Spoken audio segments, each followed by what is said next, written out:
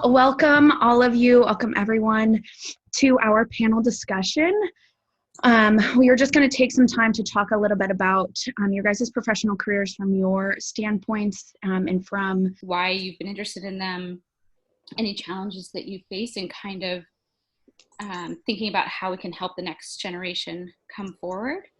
How the journeys of you've been on your journey and the things that you have done to put yourself in these positions that you guys are in professionally and academically and all of those things. So I guess I would like to start with a little bit of a kind of introduction from you as a person, and then just kind of what you do professionally or what you're going to spend your time talking about on this highlighted reel today. Does that sound okay? Sweet. So let's go in the order that I have on my screen, which is Kris Napper up first and foremost. Okay. Yeah, I'm Kris Napper. I grew up near Seattle, and I guess growing up, I had kind of three main interests. One was sports, one was Ninja Turtles, and one was making artwork. So there's not a lot of money in Ninja Turtles. I'm very limited in my sports abilities, but I was pretty good at drawing, and that's kind of where I found my area to shine. I had an older sister that was super smart academically, so I was never gonna be the smart sibling. I had another sibling that was able-bodied, so I was never gonna be the sports star. But for me, my area to shine was in making artwork. And so I grew up drawing, and as physical drawing became a little bit more challenging, took a little more time, and I just kind of saw more um, financial avenues in doing online design work or on the computer. So I kind of shifted in doing computer graphics, and now I'm a full-time graphic designer. I run my own clothing company. I design, t-shirts, hoodies, hats, all sorts of this and that for different businesses and organizations and events, and just my own designs I make to sell, and just do whatever freelance design work comes my way. And yeah. Awesome. Great. I love that your interest, you can, in some of the stuff you see on your website is Ninja Turtles and sports related. So I like that you found a way to incorporate all three of your passions. That's right. That's awesome. All right. Anthony, I've got you up next. Hello, my name is Anthony Devergillo. I'm 27 years old and I live in New Jersey. And I guess my passion has always been communication. I've always been a very social and outgoing person, and I guess I decided to go down that route for my college degree. And I just loved learning about how people think, and really just learning about how to design things and really how to tailor certain communication to different audiences. And now I work at a rare disease therapeutics company where I am the internal digital communications associate, and I'm kind of in charge of maintaining all the internal communications throughout the company, communicating with employees, putting on social events, and just really I love my job because every day it's a different experience for me because I get to work with different people every day. So that's why I got into communication, and I've been doing it for the past 3 years. That's awesome. And who did you say you worked for, Anthony? Amicus Therapeutics. Amicus. They're right in New Jersey. Ooh, okay. Very cool. Okay, Niki. Hi, I'm Niki. I live in Seattle. I am currently pursuing my master's degree in clinical mental health counseling, and today's actually my last day of my first year. So one project left to finish up after this, and then I'm done with my first year out of 3. So it's exciting. I also work at the University of Washington Disability Resources for Students office, and I support students with disabilities in their pursuit of higher education. I work a lot with like classroom accommodations and testing accommodations. But really my passion is around mental health and working with people. I really want to work with people with disabilities in counseling, because counseling has really helped me a lot. So, and we're really just kind of an underserved population in that realm. So that's kind of like what I'm focusing on right now. But my brain's kind of fuzzy today because it's my finals week. So I've been doing a lot of work all week. But yeah, I think that's pretty much me. Awesome. Well, I'm glad that we caught you in the best week possible for you to, for you sure. to talk extensively about the things that you love. That's amazing. Glad to hear it, Niki.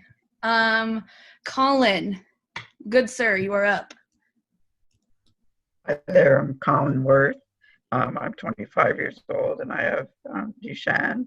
I work, I got an associate's degree in information technology. I graduated in May of 2015, and I've been working for the past 5 years for a local marketing firm, and most of the work I do is web design or anything computer related. I've always been good at everything computer related. I'm the IT guru in the family or for friends and family. So.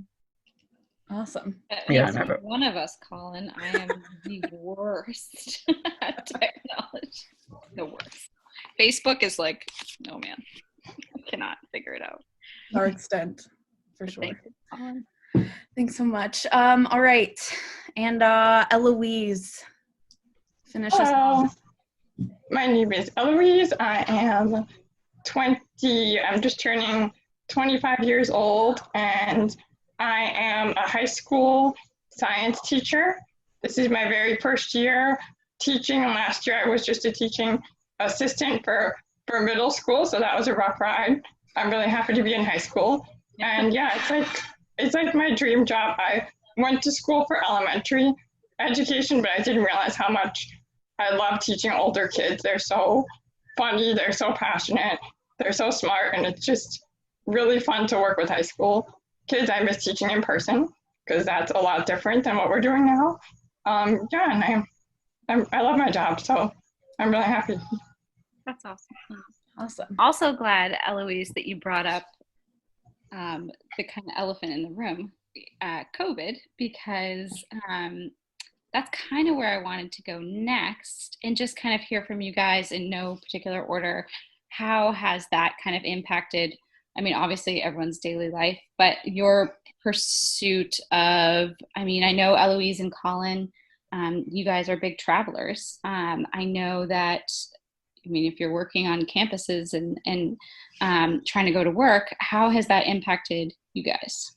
Yeah, so for me, COVID hasn't really affected my day-to-day that much because I work freelance and I run my own business, which I do everything from home. So like, it hasn't really affected my job or anything all that much. Other than like I've lost some projects just due to like events being canceled and things like that. So you know, some finances have gone away, but I'm still doing okay with that. I'm on a personal level though, I definitely miss like just being able to hang out with friends. I had to cancel two vacations and a rescheduled vacation. Oh. So that has sucked. And like, again, personal note, I was really sick last summer. So my last summer was kind of ruined. So now like this was supposed to be like my makeup summer and now it's ruined. So I'm very anxious to have like a summer where I can actually go have fun. Yeah, well, hopefully next year will be a better year for all of us, For especially real. the Get pandemic. that vaccine. Let's go. So I'm been a lot like Kris. I work from home mainly, so that hasn't really affected my work either. I do, because I mean, working from a computer, you can do everything, and web design especially. And yeah, but it's in it. Personally, it's been hard on me too, not being able to go out, socialize, and it's hard not being able to go to camp. It's nice to do it virtually, but it's not the same. It's not the same, I know. Yeah, I'm not trying to like dominate the conversation, but I did want to bring it up and ask if you guys have had similar experience with like just as far as socializing. I almost feel like I've kind of been able to socialize a little bit more now that everybody's doing it virtually. Like, I mean, I definitely miss doing like face-to-face hangouts, but now that more people are doing things virtually, I can hang out with friends that, like, don't live anywhere nearby, and we do it more frequently now. So I don't know. Does anybody else feel similarly? Yeah, I think the same thing. Like, I think at the beginning of the pandemic, I think was able to be more social. But I think because I think everybody was really craving social interaction then. But I think as time went on, I think it's kind of died down a little bit because people are kind of getting used to the situation. But like for my job, I usually work from home, but I used to go into the office once a week. Okay. And over the winter, that's usually when I stay home and don't go in the office. And now I was like, oh my gosh, it's almost time for me to go back into the office. And then the COVID happened, and then I couldn't go anywhere. So as a social person, it's kind of hard, but like for one of my other passions, which is songwriting, it actually helped me get a lot of people to collaborate with because everybody's at home and they're looking for something to do. So that really helped with that passion. But I guess the problem is that also is reduced now that everybody's getting busy, working from home. Yeah, absolutely. Definitely been phases, for sure. Yeah, where people are at.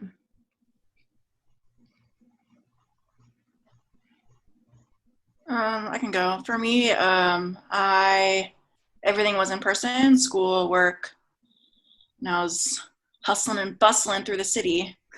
And now everything is online because University of Washington is closed pretty much, and the school I'm going to for my master's is also closed. So doing classes online is not ideal for counseling, but yeah, we're adapting, and I wanted to learn how to do telehealth anyways, so you can like reach more people that way. But it's definitely been an adjustment to not be around people all the time.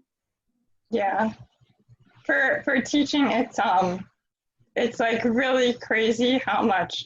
I was just thinking about like how much we just abruptly lost in March from like all the progress we made with the kids. I teach at a school where 40%, it's like a mixed classroom, and 40% of the kids have disabilities, 60% don't. So a lot of these kids have just like things like ADHD or learning disabilities or depression or anxiety where they really can't do work at home, like they don't have the family support to do it. So it's been pretty sad to see that happen. But other kids are doing really well. Not everybody is just falling behind. My school has really been supporting them. They make us work super long hours at home. Like I'm on the computer from 8:30 a.m. to 5 p.m. every single day, no matter what. And I mean, in a way, it's good for me because I have more energy because I'm working from home. So I'm not commuting. I'm not worrying about going into school and dealing with classroom management and all that. But it's so terrible for the kids. And they're high school, so they should be able to do it, but a lot of them really can't. Yeah. Hmm. Wow. Yeah, I can't imagine trying to learn biology. Honestly, It's so hard. so hard. I can't even imagine. Hmm. There's Like, no labs. There's no hands-on activities. All exactly. the stuff we did is just gone. So it's crazy. We had to like rewrite the curriculum. I mean, it wasn't that hard, but we lost a lot of good learning experiences. Mhm. Yeah, I can imagine. Wow. Eloise, how do you foresee like going back, I guess, at this point? Do you feel like you would be starting even from lesson plan wise, or that progress you've made with your students, do you Yeah. feel like you would be starting it over? Or do you feel like you can pick up where you left off, or is there any of that hope? Well, I don't know because I taught like a living environment regents course, so they didn't have to take the exam because of COVID. So they all pretty much got credit. Literally, if they logged on, like they passed the class almost. Yeah. Still, some kids failed because they didn't log on. So, but yeah, I think that they didn't learn a lot. Some kids did really well. It really depends on the kids. But, you know, they're not going to repeat it. They're just going to keep moving on. Mm-hmm. Right. Wow. Wow. I have a question, actually, if that's okay. Yeah. My sister is an ESL teacher, Mm-hmm. and I know she's had a big problem with lots of her students, like being an ESL teacher with immigrant students. A lot of them come from low-income families, and a lot of them don't have like internet access in their homes. Have you encountered that much with your students? Yeah, and Kris, I think I know your sister. I'm her Facebook friend, so Probably. She's social media out friend. She's there. awesome. Yeah, but well, we gave out all laptops to the kids, Mhm.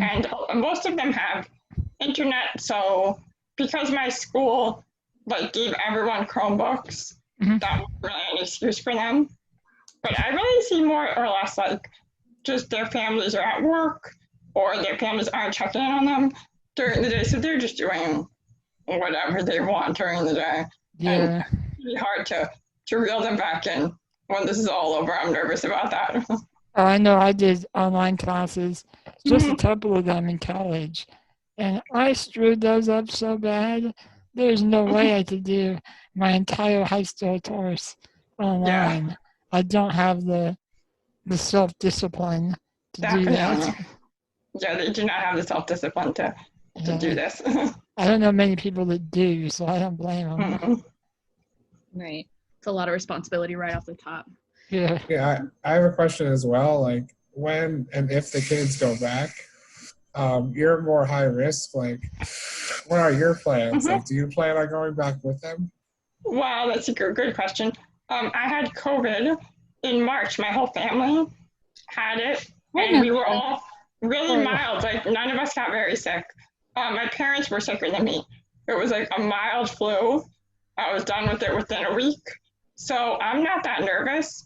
But my school is requesting that teachers come in once a week, and I requested to stay home because I have trouble breathing with a mask. And I don't feel comfortable being in school without a mask, even though I did have it. Interesting. Niki, you were alluding to this a little bit, but similar to taking a biology class, trying to connect with somebody in counseling, is that super challenging by computer, or have you not found that? No, it's definitely really challenging, especially like, I mean, we're trained in a certain way to like be in person and like, you know, like read people's body language and really connect with people in person. So over like Zoom, it's so weird. But, you know, they're like telling us, you know, this is how it's going to be. This is the trend anyways going in the counseling field is like telehealth. And so we better get used to it. So we're just kind of adapting. And I haven't had any, I think in the winter I have a course where we like actually are practicing like every week counseling. So if that's over, I'm sure that'll be over Zoom. So hopefully I'll get some more practice in that. Yeah. Mm-hmm. Yeah. Yeah, and I think the thing is been hard for a lot of us is that happened so suddenly, and like we didn't. There was a steep learning curve. Like 1 week we were meeting in person, and then the next week we had to switch to everything virtually. Right. How has that, if you're thinking about the future, which is kind of impossible, I mean, it's hard for us to even think about camp and like, are we going to do it virtual? Will things be open? What will 2021 bring? How does that kind of impact your short-term goals, either with hobbies or in your professional life or your education, and kind of long-term? Has it opened new possibilities, or has it kind of said, oh, wow, I'm going to move this or do this differently?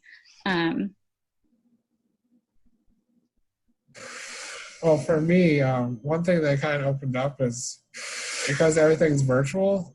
Like I joined a professional organization of communicators. That's awesome, Anthony. That's cool. I get to meet a lot of people, other people that in my doing the same kind of job that I do. And like before COVID, like all those conferences were in person. I was not able to go.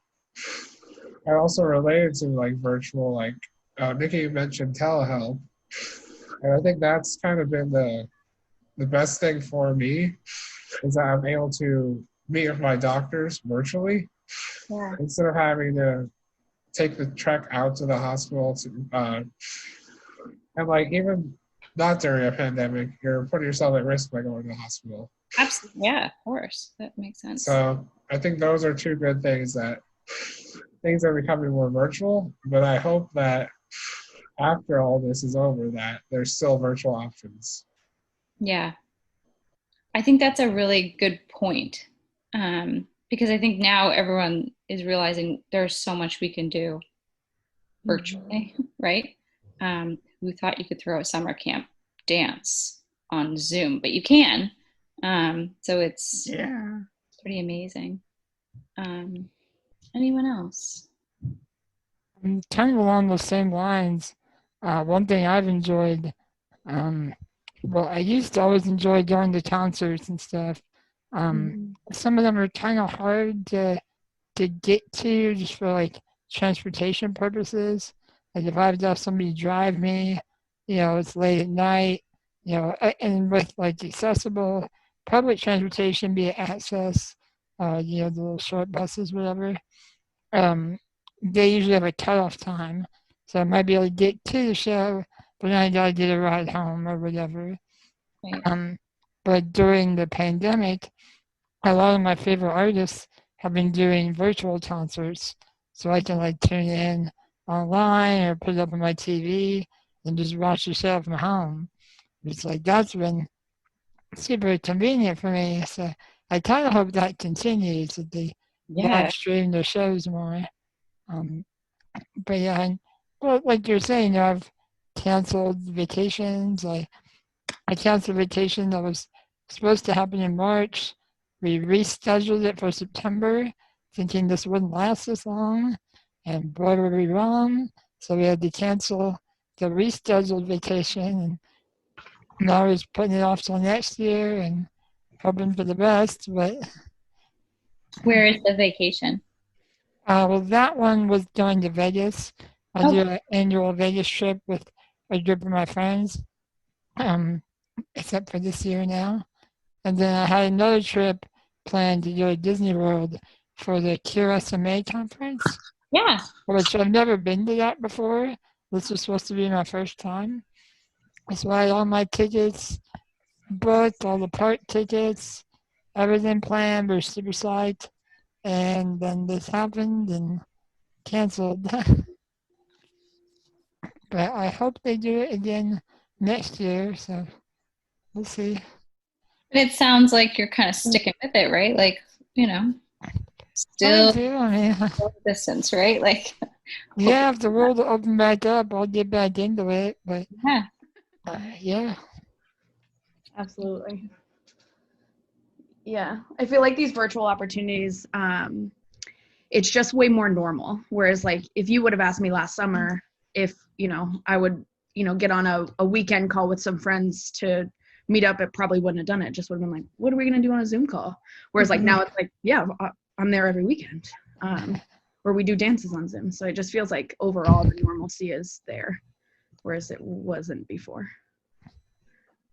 Well, I would say, I think Kris is, you're talking about the Cure SMA conference. I go to a Duchenne conference for Parent Project Muscular Dystrophy, which is a lot like Cure SMA. And I think also with camp too, it's been great networking with other families and other individuals with muscular dystrophy especially through the camp.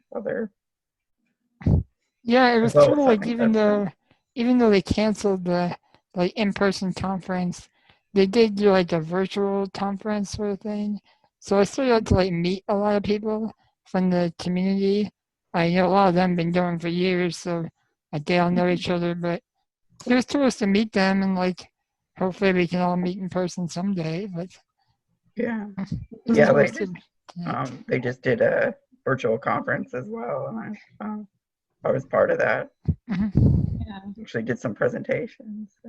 that's pretty fun.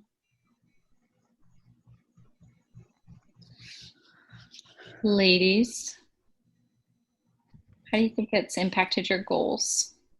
Well, I was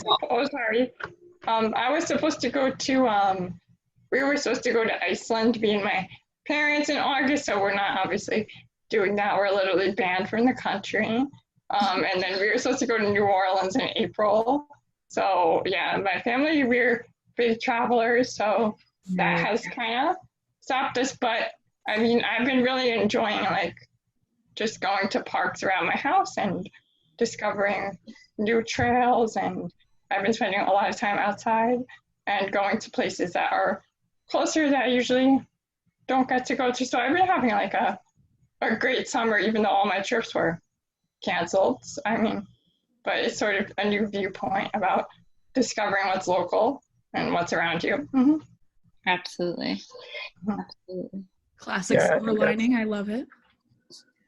Yeah, I think that's funny because we think about like there are places in Virginia that I haven't been to, but I've been to so many places around the world, including Japan, same. Europe. Yeah, It's kind of fun to play tourist in your own town once in a while. It is. I love it. It makes you like appreciate it much more. It's like a little game, and yeah, it's like a same as you, Colin. I've been to like Ecuador and Israel and all these like places that are so hard to get to, and meanwhile there's like trails and parks in Jersey that I've never been to, and they're half an hour from my house. So that's cool. Can I ask you, at all the places you've been, what are some of your favorites? I really loved Ecuador.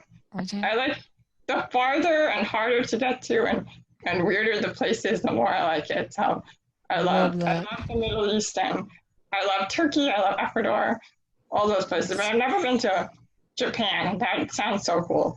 I'd love to. Yeah, that's one of my my favorite places. It's such an interesting and different culture.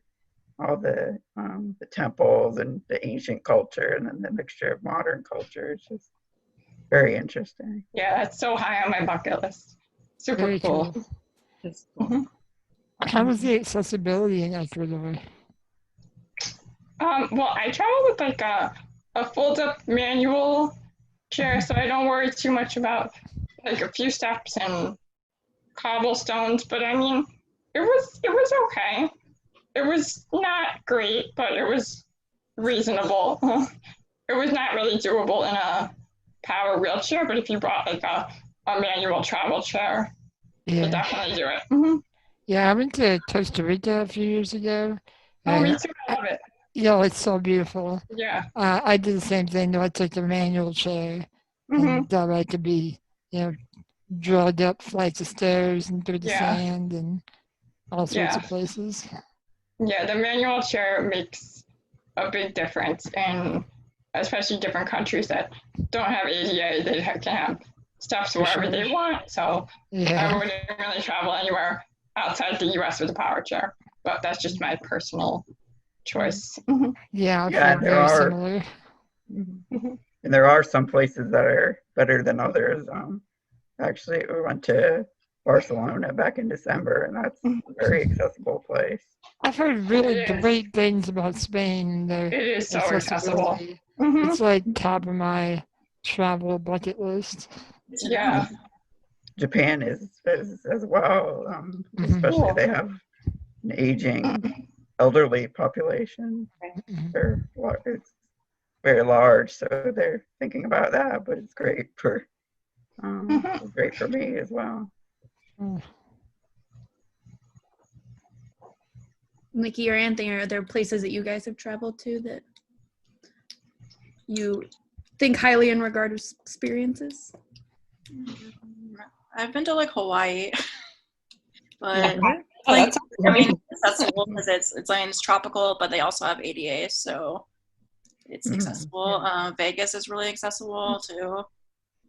So, but I haven't really traveled out of the country much because seems like I need to talk to you guys because I have to have a power chair, so I need to like navigate places that are a little bit more accessible. But it sounds like Barcelona. Yeah, Let's go. definitely. Go with you, Niki. Let's go. Megan, you're gonna be our host or our chaperone. That's the word. That's the worst idea in the world. Let's do it. I'm in. All camp. Yeah, definitely. I would say definitely flying is probably the most difficult. We can do Can't Promise Overseas, right? Yeah. Easily done without even a thought. Done. Let's So go. easy. Can't promise world. That's if we're ever allowed out of the country again. Worldwide. We're universal. Colin, were you saying that the flying is the hardest part? Yeah, I think it's definitely because you can't bring your chair on board the plane. I know there were. I don't know if you know Alan. Yes. Saleh, who's been to Camp Promise East. He is working with some of the airlines and the FAA to try to get it so we could bring power chairs on the plane instead of having to put them underneath. Is he working with All Wheels Up? Yes. Yeah. Nice. I'm so hopeful with what they're doing. I'm just like crossing all my fingers, holding my breath, saying prayers to every deity that exists or doesn't exist. I don't know. Yeah, because like the tough thing for me is I enjoy traveling. It's just difficult. So like any ways that people can improve that, like flying or just accessibility, I think that would be great. Actually, I also went to Hawaii as my Make-A-Wish, and it was such a great experience. But of course, that's when I was still walking, so it was a lot easier. But I always wanted to go to Europe, but just a plane ride itself would be impossible. Yeah, that's kind of the one thing like holding me back from going to Spain right now. Was like I flew to Miami not too long ago, and just that from Seattle to Miami. By the time we landed, I was in a lot of pain. If I had like double that travel time or whatever it is to get to Spain, I was gonna suck so bad. Like it might be worth it, but man, I'm gonna be hurting by the time we get there. Yeah, it is definitely would be easier if you could bring your, because a lot of our chairs fit us perfectly. 1,000,000 times better. Yeah. I would book my ticket today if I could take my power chair. Yeah, absolutely.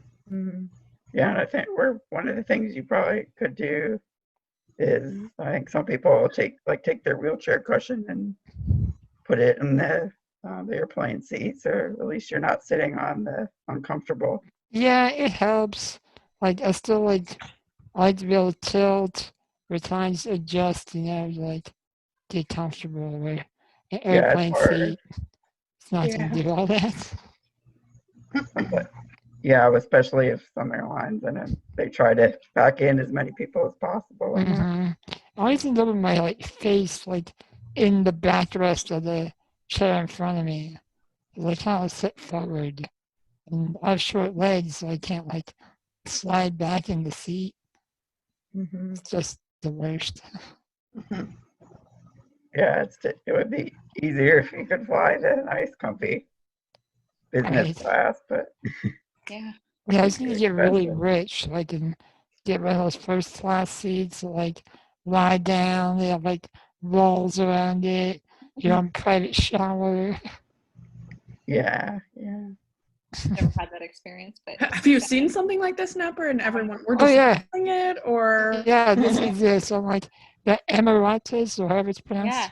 that airline, they have the fanciest first class you've ever seen. It's like legit a bed, a shower, your own like courtesy roll.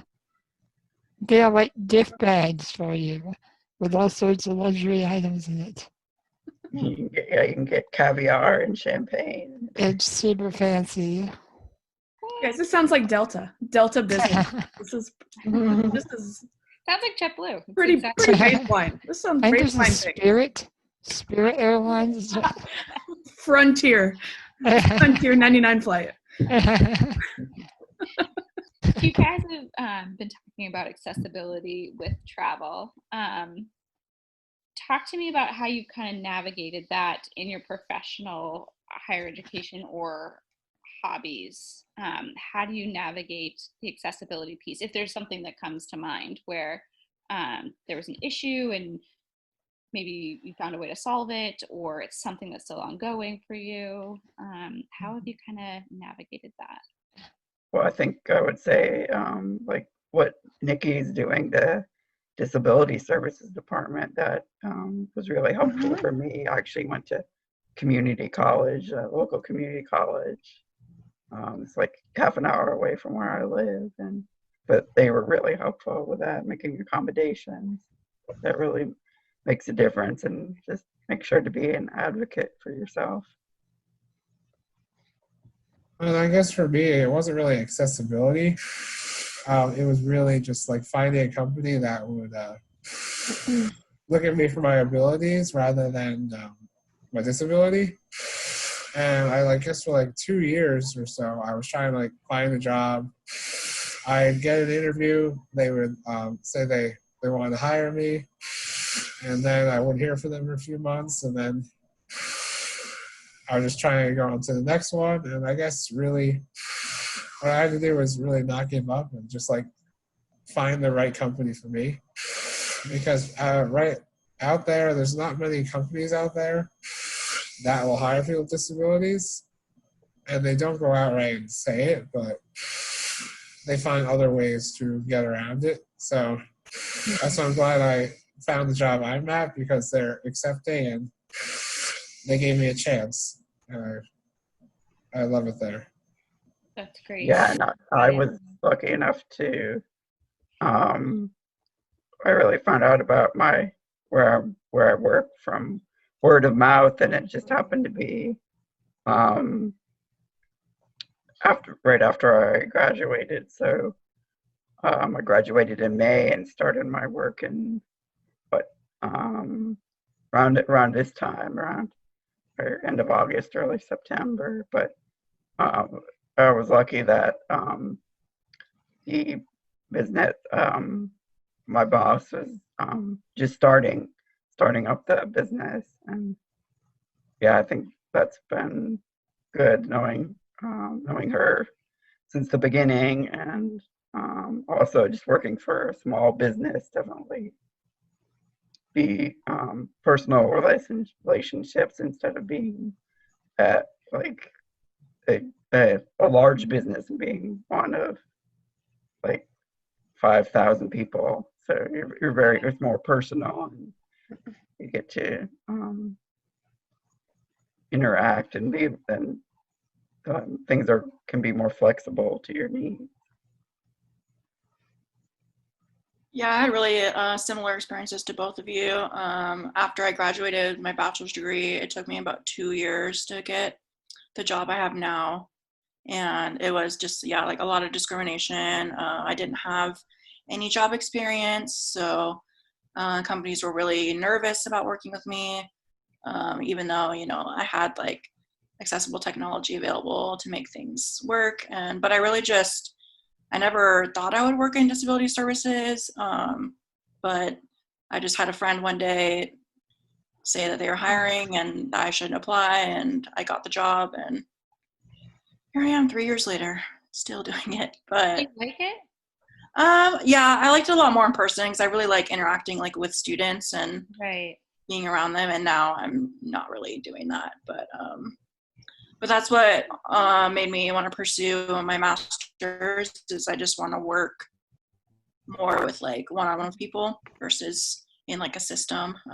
But honestly, the hardest part for me, I've been living out from my parent like independently for almost 10 years now, and the hardest part is definitely finding caregivers. And yeah, it's a constant struggle. But I've had like a solid team of caregivers for like 6 months now, and so that's been kind of nice. Awesome. But yeah, it's definitely difficult to find people. How often? Yeah. Like, what would be a good stretch of them to stay? Like 6 months, a year? I try to ask them to stay at least a year when I hire them, and I usually hire students. So that's like worked pretty well for me, like nursing students or just, you know, students who need extra money, because it's a pretty like flexible job. They can count like times are kind of flexible for me. So, but yeah, it's definitely a difficult thing to navigate, especially at 18 when you're moving out. Yeah, I agree with Niki. I think that was the most challenging thing for me because I lived away from home. I went to college in upstate New York at SUNY New Paltz, which was about 2 hours away from my house. And I was really lucky. I had a great agency there, and I had 24-hour care. So I was able to be really, really independent. But that was just a good experience for me to know how to navigate that. And now I live with my parents, but I still have caregivers, and I'm working on getting more hours so I can eventually move out. That's something I would like to do. And it's like, it's really a lot about insurance and just like being smarter than all the people who are denying you hours and navigating the system. It's a skill you have to develop. It takes a lot of patience and practice. Yeah, I'm kind of similar boat as Niki. I have lived on my own for like 13, 14 years now, something like that. I'm 34, and so when I first moved out and I was going to college, I was just basically finding friends that were also going to college. They would get signed up to be a caregiver, and they would work for me, help me out, and get paid, while they're going to school. Kind of worked out well for everybody. But like now that I'm older, like most of my friends now are no longer in college. They have their careers and families. So finding caregivers has been a lot harder now. I've found, I've used kind of every resource there is as far as like agencies. Um, there's some websites or it's not a weird comparison to make, but they're almost like dating sites where like you make like a profile, like, like, this is the care I need, the hours I'm looking for, and the caregivers will have profiles too. Like, this is my experience, these are the hours I'm looking to work, and you kind of like try to find each other that way. I've used some of those. Yeah, the quality of the caregivers you find that way is very hit and miss. The misses can be big misses, not good. But eventually, it definitely helps that you have a good support system, like family members that can kind of back you up, fill in if need be. Especially while you're searching, if that can give you enough time to like interview multiple candidates rather than just taking the first one you can find, because that first one might be one of those big misses. So that helps, but I definitely sympathize with the people that like don't have that support system. Because if you're 100% reliant on strangers to be your caregivers, you're gonna hit hard times. Yeah, and Kris, like during COVID, like has it been harder to like maintain the level of care because you're trying to be careful how many people take care of you and how many people you're around? Yeah, I mean, it's tough because like your caregivers, they have families, they have lives, their family members and people they live with have lives and things they gotta do. So it's hard to know like exactly how much they're being responsible and like, limiting their social interactions, masking up when they go out, whatever. Um, Most of the people in my care circle seem to be doing like, as well as you can kind of hope for.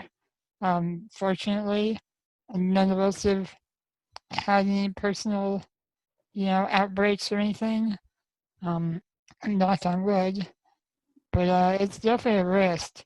The first like month or two that this pandemic was going on, I went home to just stay with my parents because they live a little more rural area than I do, and so I was maybe like able to isolate them better.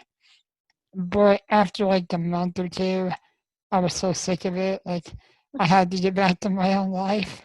So I just said, at this point, I'll take my chances with the Rona and came back. So Yeah, I did. I stayed with my parents for probably the first 2 weeks, maybe, because it just happened to be spring break, and my caregivers had already had like we already arranged to have them have the week off. And after like a week with my parents, I was like, all right, y'all are not taking this seriously enough. I'm out.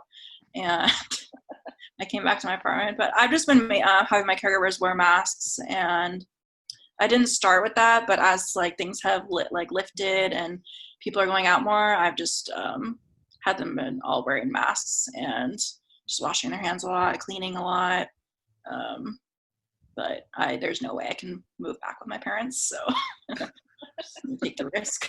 yeah. You tried. You gave it a week. You gave it 2 weeks. It's like, Honorable try. not like grad school. Maybe if I wasn't in grad school, I could do it, but no way with grad school. It's too hard. So I actually, I still live at home. And my parents are my primary caregivers, and it's hard. We live in a rural area, so it's definitely hard to find caregivers. And unfortunately, in Virginia, people are not really following the rules regarding masks. So it's actually the cases are going up in the county where we live. So just have to be extra careful now. But I definitely think I'd appreciate it. I hope people, everybody would wear masks and not make such a big deal about it. Definitely think about people like us who have to be extra careful. That must be frustrating. I imagine you have lots of probably family and friends that are close to you that probably are ignoring those safety protocols, I guess you'd call them. You said people in Virginia aren't doing them. Yeah, and most of my extended family, they live actually up in New England and Massachusetts, and or in Western New York too. So where my mom and my younger sister, they're up in Massachusetts, and it's big difference between there and here. Yeah. Everyone's wearing masks up there, but not here, unfortunately. That's awful. Just like personally, being on the West, we haven't had a virtual camp yet. So I have no idea what that looks like. And I don't know if that's obviously seems like that's intentional. But how like crazy was that for you guys to try to plan, like you go from planning like a regular in-person camp to now having to make this a virtual thing? I imagine that's very different. And what was that like? Yeah, it was definitely strange. Do you want to go first, Meg? I don't want to. Yeah. It's all about adaptation, and that's, I think, the word of the summer is just changing things as things change. So it was just trying to figure out what works and what doesn't. And I mean, you guys are no stranger to our trial and error methods. We'll try anything once, and if it doesn't work, it doesn't work. We won't do it again. If it does, we'll probably do it again. You'll revise that. You gotta try everything twice. Well, yeah, we're now into new territory where we try it again, just try it differently. Great points. So I think that's kind of just to your guys' points that you guys have made, that everything happened so fast, that it was kind of not one of these things where it was like, how can we do this, or what is it going to look like, or what are we going to do? It was like, so we do it now. This is what we do. And I think we're still kind of in the middle of that. So TBD. Not sure. Yeah, I think you guys did a great job with all of that. Thanks, Colin. Appreciate it. Yeah, I know it was a lot of work, and thankfully it went well. I've heard good things. Not too many hiccups. I've heard good things from the East Side campers that I've talked to. Who you been talking to? That's my secret. Okay. I think the thing I was most worried about was not people we had met before, although I've never been to West, so it's a little bit different. But I think what I was most worried about was campers that we had never met before, and trying to connect with them, trying to connect them with others. Like trying to forge a relationship on Zoom is hard. Like you were saying, Kris, about like a dating website, like it's really hard to be like, hey, I'm amazing. Like this is going to be amazing. This is going to be a great week. Like, trust me. I'm fun. Like it's hard to take that leap of faith, but fingers crossed. Yeah, and I think it's definitely hard to do stuff that's where you can include younger kids as well as adults. It's very hard to. Have you guys had much feedback from the new campers this year? Like if they enjoyed virtual camp? Yeah. I realize they don't have a comparison. Exactly. So, most of them think it's great because it's not like they've been to camp before. But Colin brings up a really good point. The feedback we did get from East, and we've kind of been incorporating it as we go, is, and actually this was Anthony's really good idea, breaking up by age, because trying to do a Zoom with 6-year-olds and grown people is not ideal, right? It's hard for them. It's hard for, adults. It's hard for us. So Anthony had this idea of having like a lunch hour for the older guys and gals. And that went great. Wouldn't you say, Anthony? Yeah, I think that was really great because, well, the other thing is there was about 20 to 50 us in the Zoom call at once. I think it was also not just age, but the amount of people. Right, exactly. I think like the technical issues kind of made it more unique and fun. I'm happy to hear that. Because we planned them very strategically for that exact purpose. The feedback. Those costumes were amazing. You're going to like those, Kris. I did see the picture of Meghan as the Lorax. That was pretty clutch. Classic. She really went for it. But I gotta say, like, one thing I did like was going upstairs and sleeping in my own bed. Yeah. If there was some way to do that at real camp, I would love that. That is a benefit, though. Like, so there are good things that come out of this. Like, I also liked sleeping in my own bed and eating food that I enjoy. Not camp. Not that there's, not to complain, but like it was, it's nice. It kind of makes you feel like a little bit more ready for the day. Activities instead of being like, oh my gosh, I can't. That is a benefit. And we got to see so many more people, which was huge. Like we saw people we've never met from all over the country. So that's been kind of cool. Mm-hmm. I wonder if we should continue after this doing one virtual one in the summer, because it's especially good for people that can't travel easily, or it's hard for them to travel. Exactly. So like now, like the box is open, right? Because before we would have said, absolutely not. You can't do camp on a computer. Like, it has to be in person.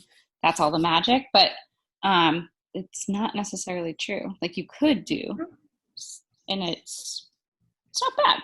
Like, it's solid A-, B+. You know, Yeah, that's when what we I, found about the online conference too. There were a lot more people that came that don't usually travel to. Yeah.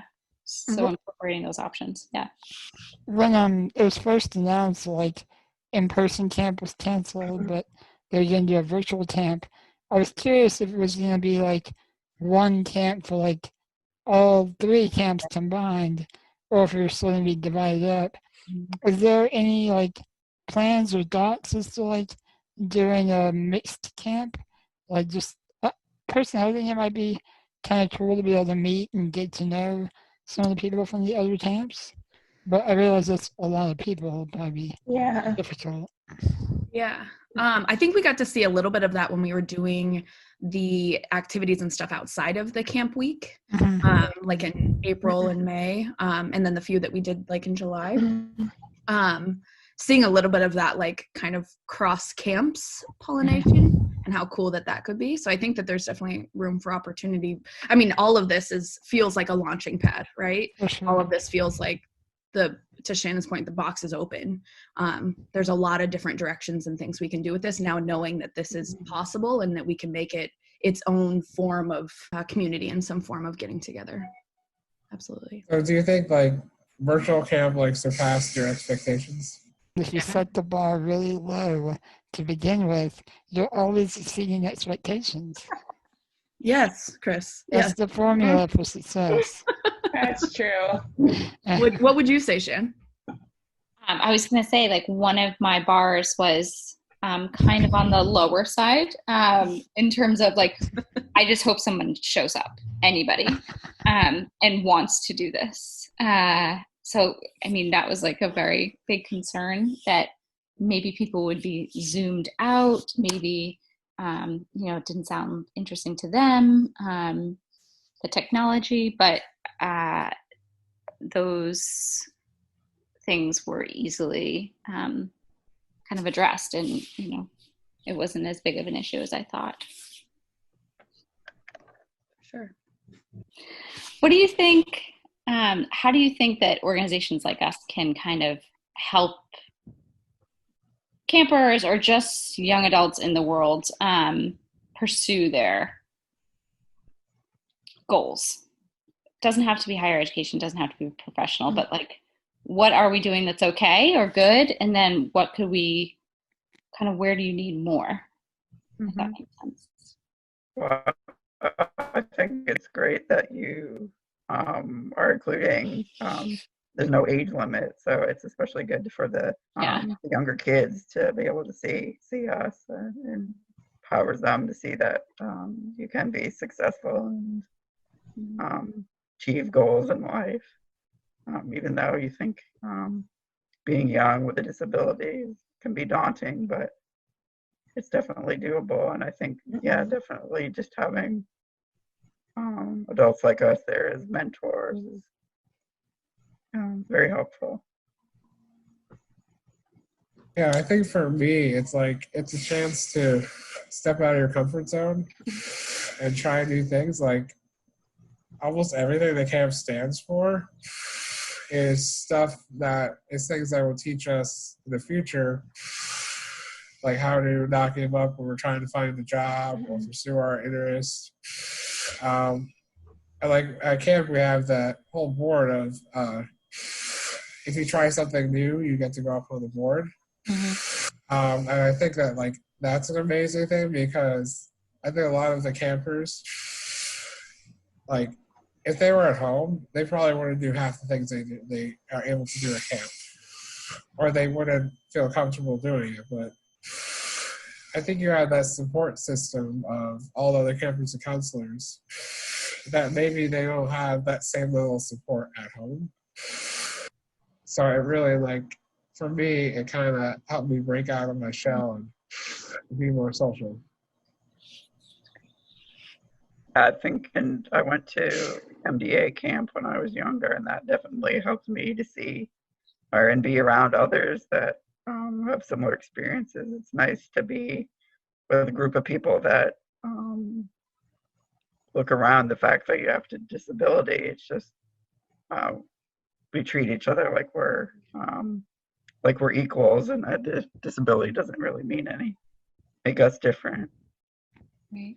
I think Colin really made a good point with the fact that you guys include all ages with your camp. I think there's a big benefit. I know back when I was still doing MDA camp, but as old as you can be during the counselors that were like our same age, I think they benefited a lot from relating to people with disabilities their same age, realizing that we have the same interests, the same goals, we're the same, we're all people, you know? And I think when more people get that experience to relate to people like us, it just makes for a better, more accommodating, compassionate world. So I think that's really cool that you guys don't limit that age once we're adults. And I feel like that's really where we need a lot more assistance because we're trying to become independent. Right. Be that finding accessible housing, finding caregivers, figuring out how to work the whole system. It's super complicated. So just even having this community of people that have been through similar things to bounce ideas and issues off of is super helpful.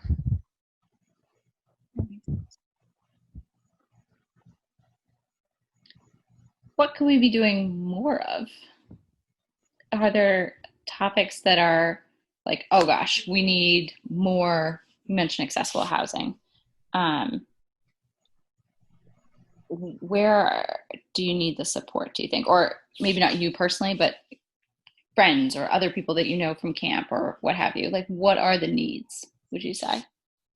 The big question. That's a huge question. With millions of answers. Mm-hmm. And I imagine everybody here could give a million different answers. Yeah. I think a lot of us have mentioned finding caregivers is really tough. Yeah, I don't necessarily know what solutions to these issues would look like, but if you're just looking for problems to tackle,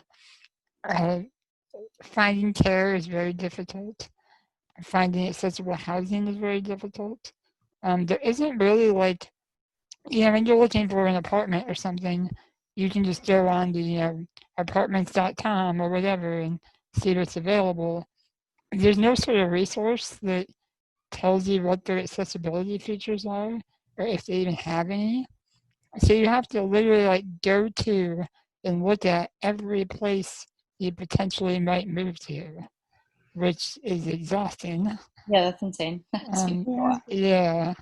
I know we've talked about air travel. Air travel is just a nightmare. There's a lot that needs to happen there. Politically, if you want to talk that, the whole like poverty trap that's created by our like welfare assistance programs where we have an income limit to be able to receive like the care that we need to survive, which is a below poverty income. So you either have to live under the poverty line to receive the care you need, or you have to be freaking insanely rich to be able to pay for all your care needs yourself. There's no like path to advance to success. You have to like jump into it basically. Crazy. It's insane. It makes zero sense. But like it's so entrenched in our laws that a lot would have to change politically to fix that. Yeah, it's definitely hard that Medicaid or Medicare and Social Security, that's all designed for like retired people or elderly people. It's not Right. originally designed to help people with disabilities. So, yeah, that definitely. And because of that, it literally traps you into poverty to receive those benefits that you need.